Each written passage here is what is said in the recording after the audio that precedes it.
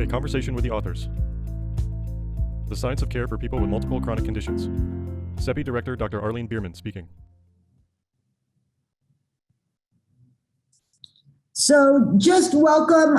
Everybody's bios are going to be posted in the chat where we have a distinguished group of panelists this morning, and they're all going to be presenting on a series of papers that were published in a special issue of Health Services Research. And you can also download and read. We encourage you to download and read these papers. Next slide. Okay, next slide. So I'm Arlene Bierman. I direct the Center for Evidence and Practice Improvement at AHRQ. And I'm just going to give you some background on the process, why AHRQ is so interested in this topic, why we think it's so critical, as well as just a real overview of what our research agenda is and how we developed it. So I think many of you on the call know a lot of this on this slide, but to get everybody on the same level, multiple chronic conditions are common. 1 in 3 American adults and 4 in 5 Medicare beneficiaries are living with multiple chronic conditions. And in fact, it's the most common chronic condition seen in clinical practice. And we all know there's a mismatch between the way we deliver care, which is disease specific, and the needs of people, which is patient-centered. And this has really adverse consequences, resulting in care that's often fragmented, of suboptimal quality, and it leads to poor outcomes and increased costs. We also know that the challenge of multiple chronic conditions is a health equity issue.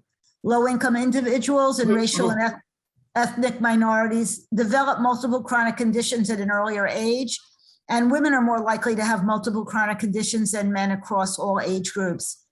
And I think this is the important numbers right here. People with multiple chronic conditions account for 64% of all clinician visits, 70% of all inpatient stays, 83% of all prescriptions, 71% of all healthcare spending, and 93% of Medicare spending. So this is really a hidden crisis, that we have a health system that's not designed to provide the care needed by the majority of people who use it.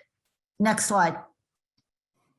So what are we talking about when we're talking about multiple chronic conditions? So people often use a definition of those with 1 or more chronic physical or mental health diagnosis, or both. And the reality is it's often calculated with a checklist of diagnoses, and mental health and substance use disorders are eliminated or not included in those lists, as well as, some more uncommon chronic conditions. So even though we know it's very prevalent, our estimates are probably an underestimate in terms of the population.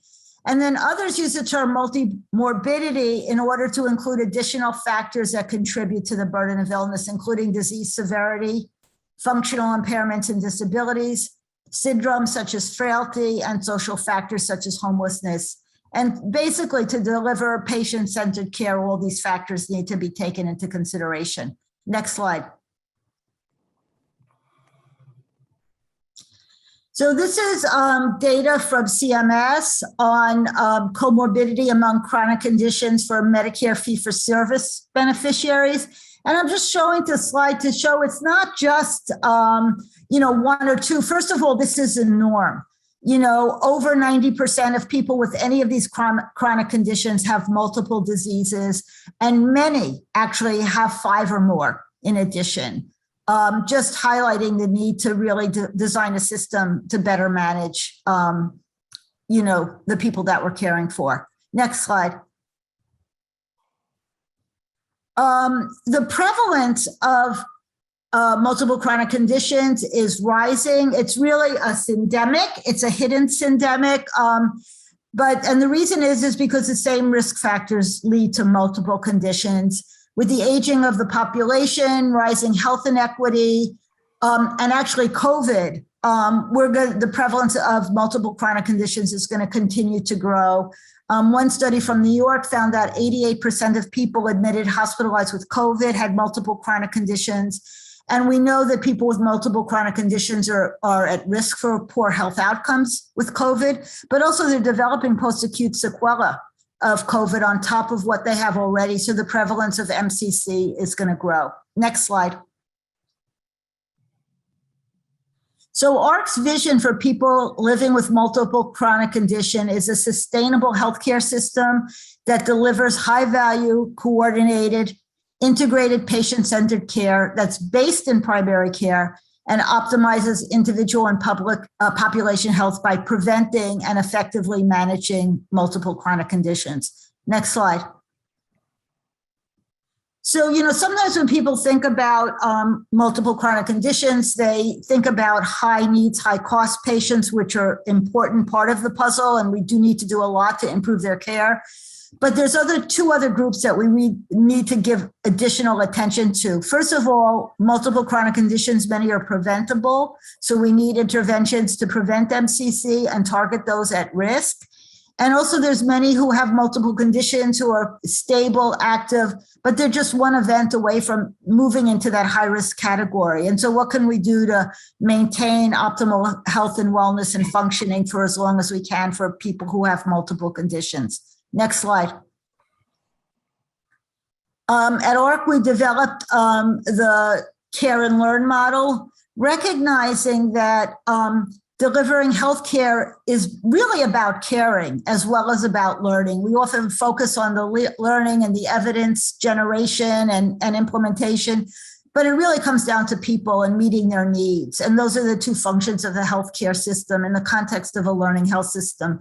And we thought that this model, actually, once we developed it, really is suitable to improving care and helping us prioritize research around multiple chronic conditions. Next slide. So what's our agenda? I encourage everybody to download the paper, read it, and I'm just going to give a few themes that came out of, we developed this agenda with input from stakeholders over several years, a couple of in-person meetings, a big summit. And so this is really the result of the input of the larger community. And, so some of the themes that came out is that, interventions at the practice, patient, community, and health system level are all needed, along with multi-level interventions. That progress really requires culture change in practice and training, including the integration of behavioral health and primary care. Partnerships and policy are needed to address social determinants of health and address pervasive health inequities related to MCC. Patients, their families, caregivers, clinicians, and communities need to be co-producers of the evidence in order to accelerate progress. We all know that current payment models present a barrier to innovation, and evidence is needed on different payment models and incentives. But the other thing that came out from all our consultations is that we not only need to deliver care differently, we also need to do our research differently and develop study designs and methods that help us get the evidence we need. Next slide. So today, I just gave you a brief overview of our research agenda. Lucy Savitz and Elizabeth Bayliss are going to talk about a wonderful paper they wrote on emerging models of care for individuals with multiple chronic conditions. Judith Vick and Jennifer Wolff are going to talk about the review they did of person and family engagement in the context of multiple chronic conditions. And Lipika Samal and David Dorr are then going to talk about health information technology to improve care for people living with multiple chronic conditions. And finally, Victor Montori is going to put it all together for us and talk about his wonderful commentary in the journal. Okay, next slide. Over to Lucy. Great, thank you, Arlene. And thanks for setting this up so wonderfully. And good morning to everybody who's joined us today. My name's Lucy Savitz. I'm the Vice President for Health Research, and I work at the Center for Health Research in Kaiser Permanente's Northwest region. So that is Portland, Oregon behind me. And my co-author, Elizabeth Bayliss, will be joining and speaking in just a moment. I want to just sort of set this up. So Arlene did a great job of talking about the burden of people living with multiple chronic conditions and the impact on their health and their ability to function. But I think one of the things that we've been striving to do over the years, and it's gone by different names, is to try and identify high value models of care for people with multiple chronic conditions. And, we really set about to identify those models. That was the charge that was given to us. And you can see how we changed the title, and you'll see why in just a moment. Next slide, please. So we began with the evidence base, and we went to the evidence, which really is the peer-reviewed publications that are available to us. And we did a rapid scoping review where we looked over the last 5 years and identified 14 studies that we could that met our search criteria. And we detail the search criteria in our paper, so I'm not going to spend a lot of time talking about that. But what we found was that there was really insufficient evidence. And we know there are gaps in the peer-reviewed literature, and we've known these for a long time. There tends to be a bias in what gets published in the peer-reviewed literature, such that it's typically, studies that have a positive outcome, when we know we learn as much from our failures in many cases as we do from our successes. There's a limited but growing appetite for the kinds of research that studies these complex interventions as they're being put into practice. And there's a growing appetite for those publications. Implementation science has been around a long time. The Journal of General Internal Medicine recently did a special issue and is now devoting space. And then we also have the Learning Health System Journal and Healthcare, among others. And the idea here is that some of these studies are really at the intersection of quality improvement, implementation science, and health services research. And I would also just say that, for a lot of the folks working as learning health system investigators, and they're embedded in the delivery system, there isn't a lot of incentive for people to publish. So we have these sort of gaps, and based on that and our inability to sort of solve the puzzle here, just looking at the peer-reviewed literature. Next slide, please. We had the opportunity, and thanks to AHRQ for commissioning our efforts to work in this area, but to be engaged in 2 virtual convenings, and you can see them listed here. Arlene referred to them in her opening comments, but there was a planning meeting where we got input from a very large group. And then subsequently, after we had progressed fairly far ahead in our work, there was a research summit where we, as all of the authors did, presented our work and got feedback on where we were. So this was a really integral piece of informing us, are we on the right track? What else could we do? What more could we learn? Next slide, please. And so where we went next was the field. And so we identified clinicians who actively treat patients with multiple chronic conditions on a regular basis. These experts were recruited from 9 healthcare delivery systems that were located across all US Census regions. And you can see here in this degree of agreement chart, the types of themes. There were 8 themes that were identified. Nothing really stands out here. None of this is rocket science, if you will. But what we were seeing was that there was a sort of shift in people's attention to how they were dealing with some of these issues. And next slide, please. I'll turn it over to my colleague, Liz Bayliss, who will talk to you a little bit more about what we heard from those key informants as we triangulated the information. Liz?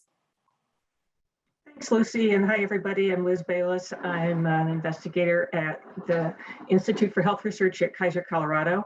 And this slide is really a super kind of high-level summary of some of the areas that we felt, after talking to the system leaders and doing the literature review, really could benefit from additional evidence. And I think this is one sort of piece of the puzzle of generating evidence to support the care and learn model that Arlene was just talking about. Maybe the kind of care that the system leaders that we spoke with and that the literature review referred to, the kind of care that people are trying to deliver is in the center of this schematic. And we found that there was this strong need to create a culture of health that integrated community-based solutions as needed, fostered patient-centered care, including resilience among patients, providers, the systems, and had a very long-term perspective. The folks that we talked to also very much wanted to have a population-based approach integrated with tailored and patient-centered care, which requires a big picture approach of going back and forth between populations and people, taking advantage of what kind of care is needed in between visits to the delivery system, and to really personalize people's care needs. Some of the areas where really specific research-based evidence could help those visions have to do with aligning financial incentives so that those who are investing in some of these care improvements at the system level can also benefit from it. And this is not necessarily a model that is currently in practice, and it's to the detriment of developing these effective models. Another factor in aligning financial incentives is to make sure that the quality metrics that are used to incentivize some care are patient-centered and appropriately timed. Measuring information that is important to people and to their families and to providers is essential for aligning care correctly. And furthermore, measuring it at the right time. Not expecting, for example, short-term returns, rather thinking about the long-term and the well-being of the patient and the community. Along those lines, we heard multiple mentions of the importance of identifying and addressing social determinants of health. And that's a big area and ranges from understanding truly what constitutes social risk and comparing that with need. And also understanding how to best address this in a patient-centered way that makes sense for individuals and maximizes the integration of patients, family systems, and community resources. There was discussion among the system leaders that we spoke with about the importance of really understanding population heterogeneity.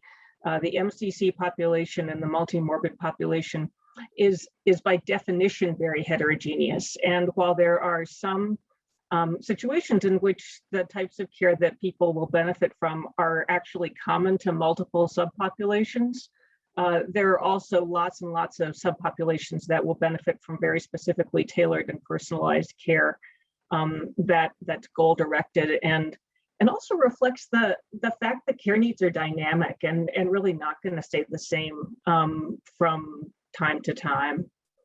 And then finally, I would add underlying much of this evidence generation is really optimizing our relevant information technology infrastructure. And there's going to be another talk about this in a couple of minutes. But making sure that IT infrastructure is used correctly does not substitute for actually talking to people. And at the same time is accessible to patients and families as needed and usable by everybody. One thing that was highlighted as a result of the COVID pandemic is the importance of making in-between visit care effective and useful for everybody, and that there is the potential to do just that. And then also using the IT infrastructure to collect metrics and measurable information that's particularly meaningful, getting back up to the alignment of quality measures. So there is obviously plenty to be done here and lots to learn, but this sort of captures the general ideas of what the system leaders that we spoke with are thinking about. Liz, if I could just emphasize one of the points you made here. Almost across the board, one of the things we heard that I think is new and different as things emerge is this notion of in-between care. Because when we talked to some of these clinicians, they said, well, maybe these patients touch the healthcare system 16 days a year, but the entire rest of the year, they're at home, living in their communities and trying to manage their health. And so the importance of community connections and community supports was something new that I think we heard. Thanks, Lucy. And go ahead to the next slide.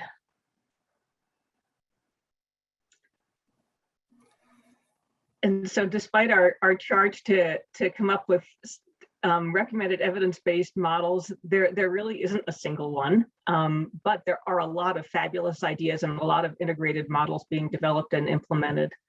And you can see here the highlights that, to Lucy's point just now, incorporate home and community-based supports.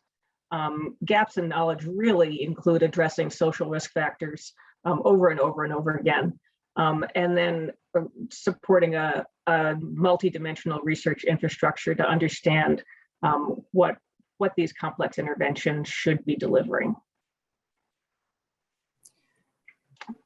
And I think we have time for some questions if people want to chat them in.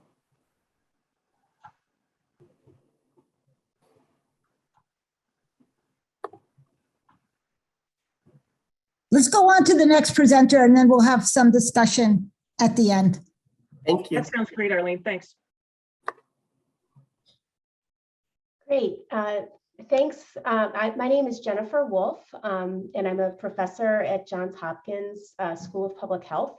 I want to start by thanking Arlene and AHRQ for developing the care and team model and taking on building the research agenda to bring it about. As in the other papers that are part of the special issue, our paper takes on a fairly broad and complex topic that really flows nicely from the comments of, in the last presentation about the importance of in-between care.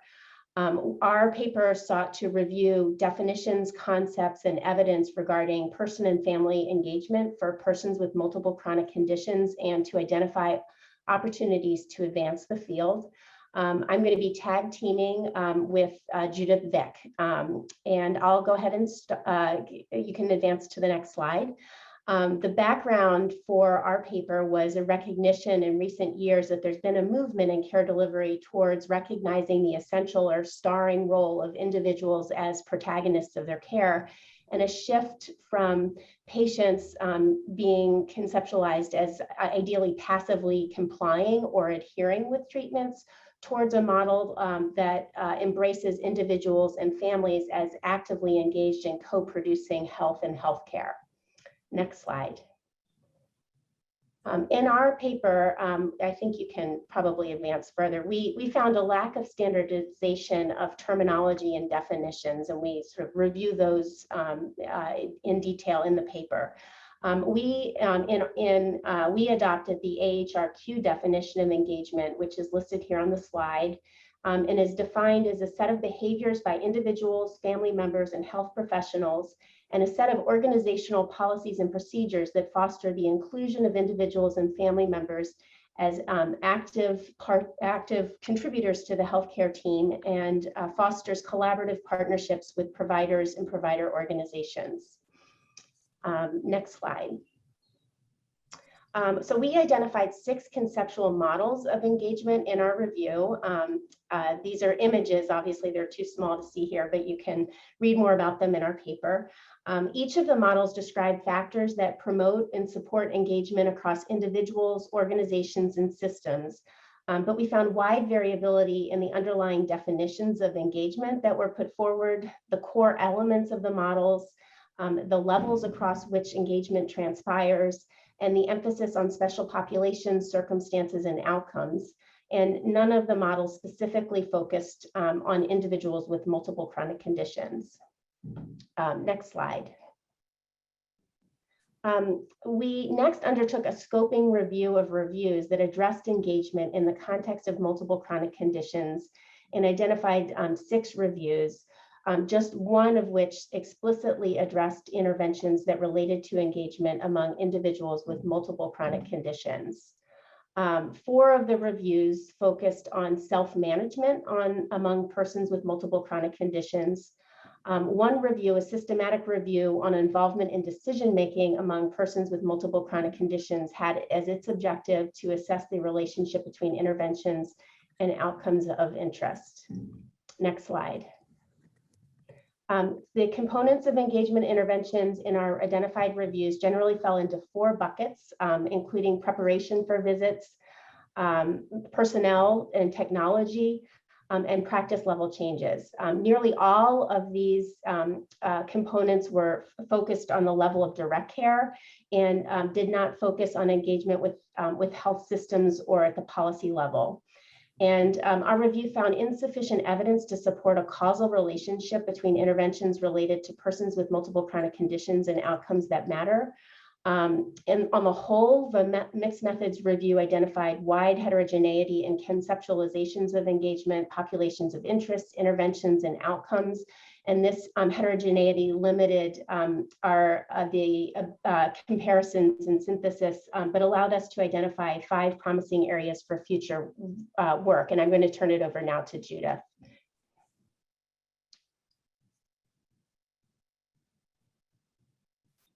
So the first of these promising areas, and you can go to the next slide,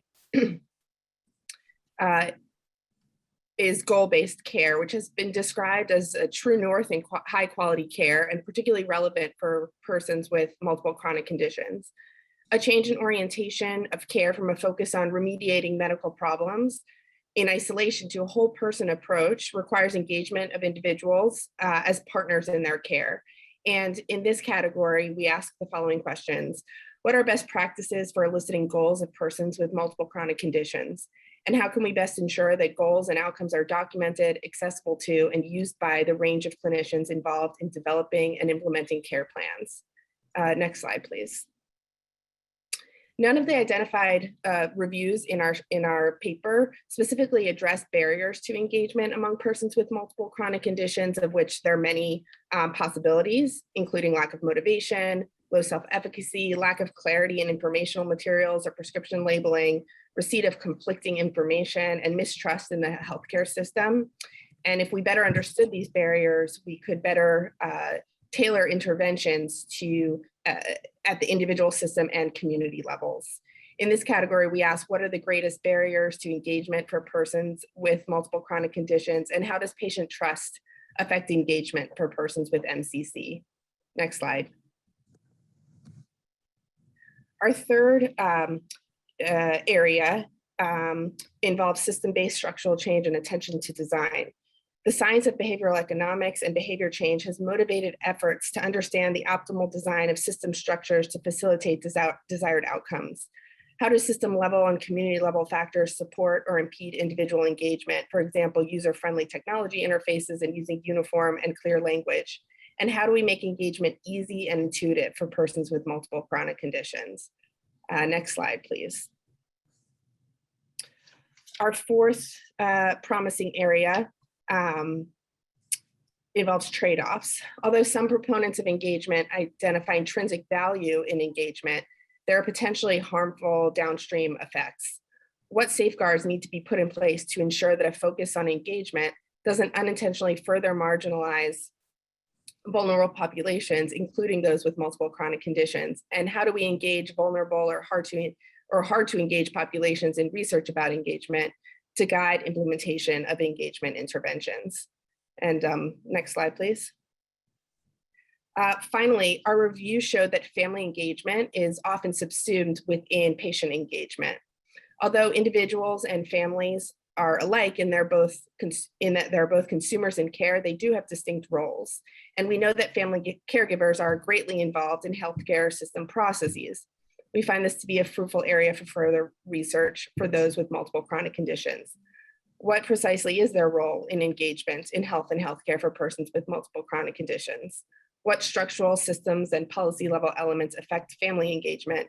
And what are essential elements that should be reported in interventions involving friends and family to ensure comparability and implementation fidelity? In conclusion, our review found variability in conceptualizations of engagement and insufficient evidence regarding the effects of engagement among persons with multiple chronic conditions. Across the board, there's mixed and inconclusive evidence that interventions for persons with multiple chronic conditions improve outcomes that matter. We find in engagement a field of inquiry with great potential, and we anticipate that the further development of tools and technologies to meaningfully engage individuals and their families as co-producers of health will move our healthcare system towards more effectively supporting those living and affected by multiple chronic conditions. Thank you all.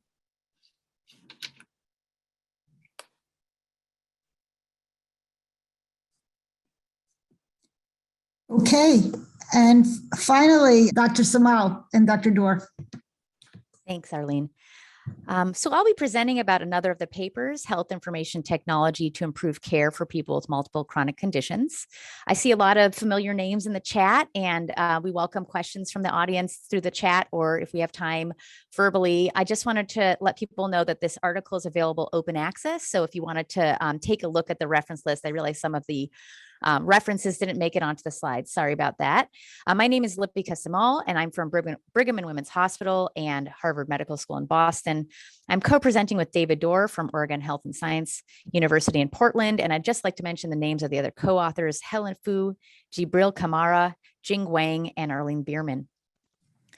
So the purpose of this paper was to take a deep dive into kind of promise, potential, and barriers to health information technology solutions.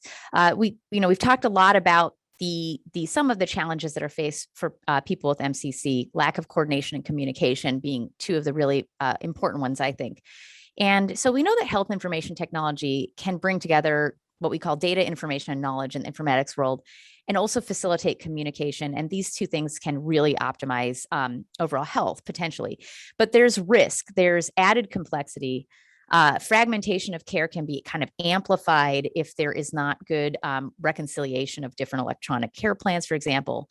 And there can be a burden to both the persons living with MCC, their caregivers, family members, and other members of the care team. Next slide, please. So this is from something that Dave Dorr published in Frontiers of Engineering. It's a spaghetti diagram, kind of a composite of different patients he's cared for as a primary care physician. And you see there, you have 12 specialists, 7 of which are active at the time that the snapshot was taken, the patient in the orange diamond, and then a daughter represented by an oval, another caregiver represented by another oval, and a primary care team in the circle. And then at the bottom, you see several different conditions listed. And then the icons kind of signify different aspects of care that need to be taken into account by all of the members of the care team and the patient. Next slide, please. So, that was the norm. And I think the other thing to highlight is that the health IT landscape has recently changed quite a bit. Now, we know that those of us that are people that use health IT every day in our clinical jobs or as patients or caregivers, there are a lot of problems with current health IT. Usability, there's been a focus on it for 5, 10, 15 years, but still it's not quite where we expect it to be, given the state of other types of technology that we use every day. Workflow, the technology is kind of limited in terms of where it can present information. It's not always presented to the right person at the right time through the right channel. Fragmentation, of course, I kind of talked about that already, and lack of interoperability. So recent policy changes, and the icon on the lower left is sort of calling to your attention 21st century cures and policy changes around interoperability, and kind of raising the bar for the expectations around interoperability. And then also the fact that the systems, the technology itself, have become much more sophisticated and able to do things like either validate or develop or evaluate prediction models, and hopefully bring these prediction models to the point of care in a way that they can really improve outcomes. Now, some other issues that come up are that the healthcare organizations in general are not really ready for this new era. I mean, things have started to move very quickly. And then finally, I think, as I sort of said just now, we don't really know which of these changes will help people living with multiple chronic conditions, which will impact clinical outcomes, which will impact other types of outcomes that matter to patients and their families and their caregivers. Next slide, please. So this is just kind of referencing a project that Dave Dorr was the PI, Care Management Plus. On the left, you see kind of that same diagram that I showed you. And then on the right is this kind of hub and spoke model with the primary care team and with a care manager embedded within the primary care team, and the health IT acting as intermediaries for the patient, family, caregiver, the specialists, and sort of bringing together the care plans for multiple chronic conditions. So this project was meant to try to explore what are the scalable systems that can really improve outcomes for people with MCC. And let's look at that from the point of view of the care teams, the health systems, the payers, the policymakers. And this is a study that's funded by a couple of groups, but I think going forward, we can really build off of these types of ideas. Next slide, please. So another thing I wanted to pause, and I feel like we talked about this a little bit, but we didn't quite call it the digital divide. And I think this is a very important thing to think about, is whether or not the people that we're concerned about can use the technology from the patient or person perspective that we'd like them to be able to use. So one paper out of Metro Health in Cleveland showed that only 29% of the patients use the patient portal. Some of the demographic characteristics are listed there. A paper I did with my colleague and mentee, Jorge Rodriguez, showed that even after controlling for sociodemographic factors, internet broadband access is associated with portal use. And so I think we have, as kind of has been called out already, levels of inequity, societal inequity, social determinants of health, and coming even into the digital divide that all work together to limit the access that patients have to the health IT that may be able to really help them.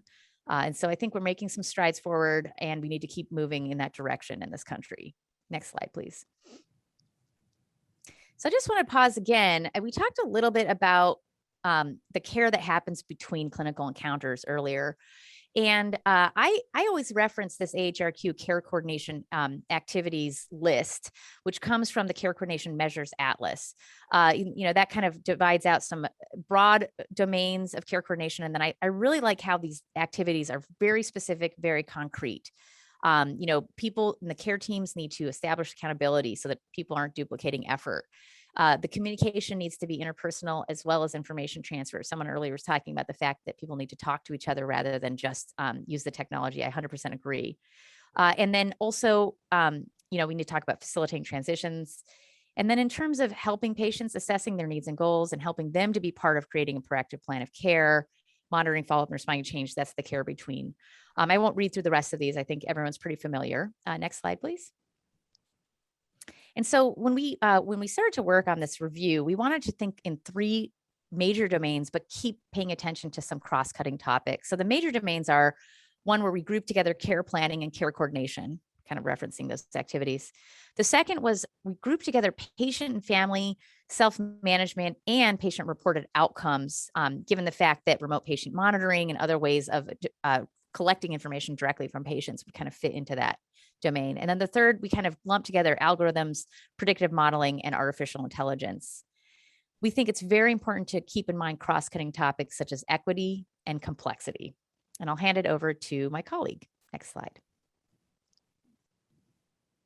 Thanks. So these cross-cutting topics are incredibly important. They've been mentioned before, but here for bias, HIT just sort of replicates the bias that we already have in our health system and society. And this paper by Obermeyer, if you look on the right, showed that an algorithm that tried to predict who might generate the most healthcare costs was equally identifying Black and white populations. However, if you look on the left, the Black populations had much worse chronic condition outcomes, higher rates of multiple chronic conditions.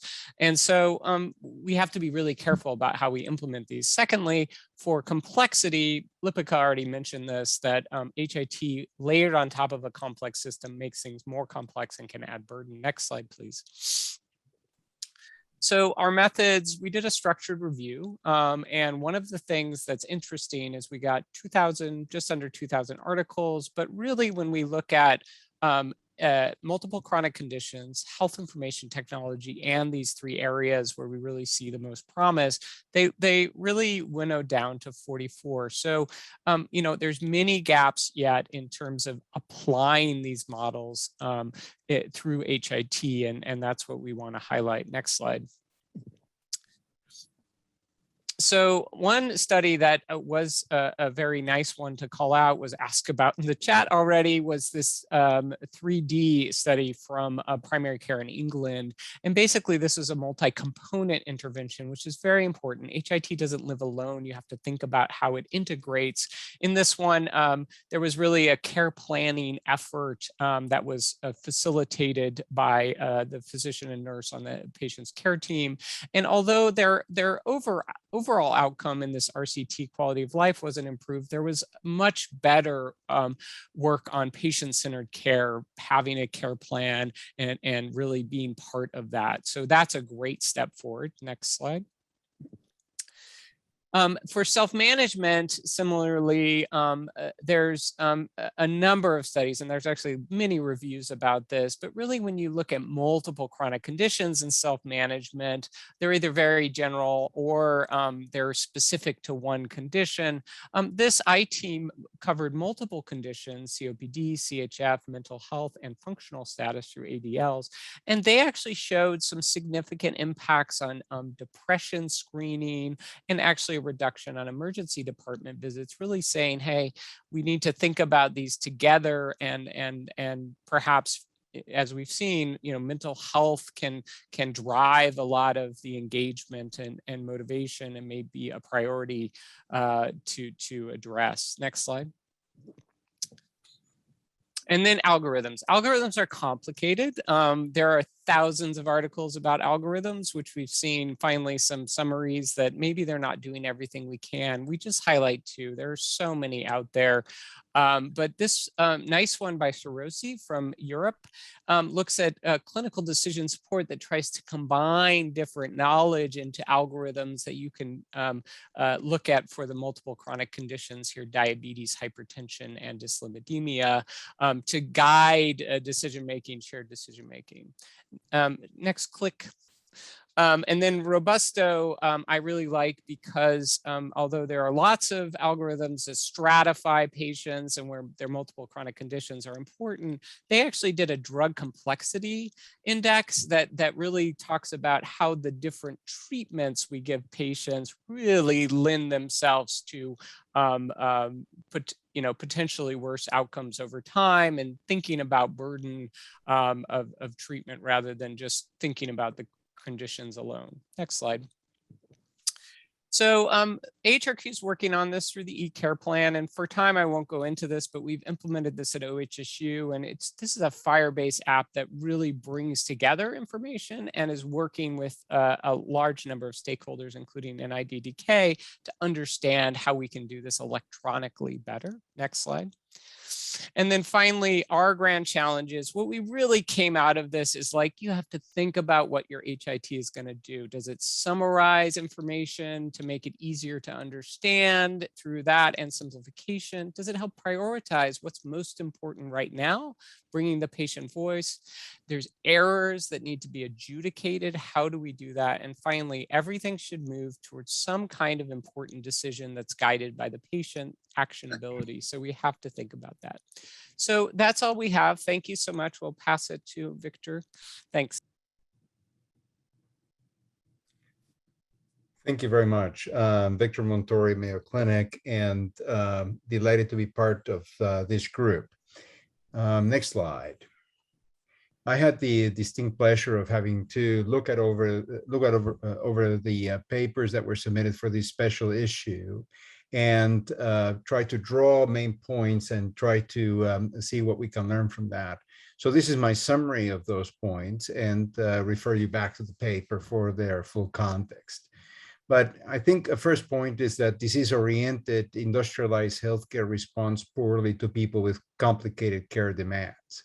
And so to that extent, patients with multiple chronic conditions are our canary in the coal mine. They accumulate all the toxicities in the system before and to a greater extent than everyone else. So if we want to know that if healthcare is better improving at caring for people, the place to look is patients with multiple chronic conditions. In part is because, or evidence of this is that we are not noticing well what is the burden of illness and the burden of treatment that patients are accumulating, and we're therefore not responding to them effectively. And we recognize, as Arlene pointed out at the beginning, that social, economic, political, and corporate factors worsen the problems of developing chronic conditions and impede access to high quality responses to those problems. So these patients are all stuck in a vicious cycle of worsening. The response is, of course, primary care for multimorbidity. Primary care, thinking of it as not necessarily some of the forms of primary care that are evolving now, but rather the kind of old-fashioned primary care where the clinicians were not proud of being expert in a particular disease, but proud of being experts in the human condition. where the care can be careful, that is evidence-based and responsive to the problems of this person, not of persons like this. Provisional, and that is constantly being revised as the situation changes, and participatory, using shared decision-making approaches. And the care should also be kind, in that not referring to warm and fuzzy, but I'm referring mostly to seeing the patient as a whole person that could be us, and being very respectful of the limited time, energy, and attention they have for their lives. So in other words, the plans of care have to be minimally disruptive of people's lives and people's loves. And that this care has to be cultivated. It has to have conditions for it to thrive. So there are issues of culture and policies and services and tech that will enable this. And we've heard through the discussion of these papers how there are some innovations and some isolated efforts, but the evidence base of cultivating care that supports these kinds of patients remains fairly weak. And there has been a direction, in the absence of guidance from the evidence, there's been a direction towards focusing on service lines, focusing on lowering costs, particularly in primary care, and looking for engagement for guideline concordance, right, than engagement for whole person care. And I'm labeling that as, I think, the wrong direction. And there have been some, given that primary care for multimorbidity is apparently failing, there's been some problematic alternatives that are evolving, like carve-out services that pick up a particular condition, disease, or physiologic variable, and outsource its management to people with lower skills that are not experts on the human condition, but that respond narrowly to the issue at hand, and that end up delegating substantial amount of care to patients and families to execute on a day-to-day basis, overwhelming them. And then there's a deployment of semi-automatic tech that provides surveillance of people's behaviors and seeks to modify those behaviors towards particular targets for people like them, not for specifically for them, therefore violating this goal-oriented care that was described earlier in this webinar as the North Star. Next slide, please.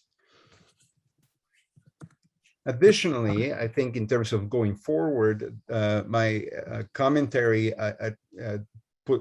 places two directions. One is the investment in primary care relationships. Oftentimes, healthcare is considered a string of services. I think we should be thinking about a connection of a string of relationships rather than services. I think if we notice what is necessary, participation, collaboration, care, these are fundamental human activities. So we need to double down and invest in the human resources available to provide care for this expanding and complicated set of the population. We need to make sure that when we do engagement, we engage to co-create care based on relationships and in the context of unhurried conversations, which I have historically labeled as probably the most important innovation we need to accomplish in the healthcare system. And the goal for all this is not to develop efficient services where we can process people faster at a lower cost, but elegant services in which we have the ability without waste, but also without haste to care well. And then we need to invest in health services research focused on care. Care, the fundamental purpose of healthcare, remains largely unobserved in our work. And even though care translates policy into value at the macro level, but also into sensible care plans that affect the lives of each of these people at the micro level. Next slide. So in essence, what happens is we look at policies and we look at the effect of those policies on outcomes and costs. And if we don't find the outcomes and costs that are desirable or expected of the policies, we go back and modify the policies and see if we get a better result. What we're leaving in the middle, care, is essentially a black box, or in the metaphor I use in the paper, it's a piñata that we keep hitting with different kind of policies, hoping that will come out will be better outcomes and better costs. But really what's coming out is clinician burnout, overwhelmed patients, corruption of the medical records bloated with information that's irrelevant, and a cruel dismantling of the patient-clinician relationship. So the hypothesis of all this is that patients with multimorbidity and other complexities need careful and kind care, that we need to expand methods that directly observe care, which are, I think, superior to measures of experience or the documented care that stands for the care that actually happened, and that we need to do more observational and experimental dive-ins into that intimate space of patient care. Thank you. Oh, great. Thank you, Victor. And we have, a number of questions in the chat. We have a few minutes. I wish we could get to all of them. Several people asked about funding. AHRQ welcomes your applications in this area, and it cross-cuts our work. After seeing your comments, I will try to put together, some information on our relevant funding opportunities and post them on our multiple chronic condition website. Somebody also asked about upstream causes, and that's really of interest to AHRQ, and we're interested in models of care that link primary care with other sectors in order to improve care, because we don't think this is all in the healthcare center, especially the prevention and helping with social needs and addressing the social determinants of health.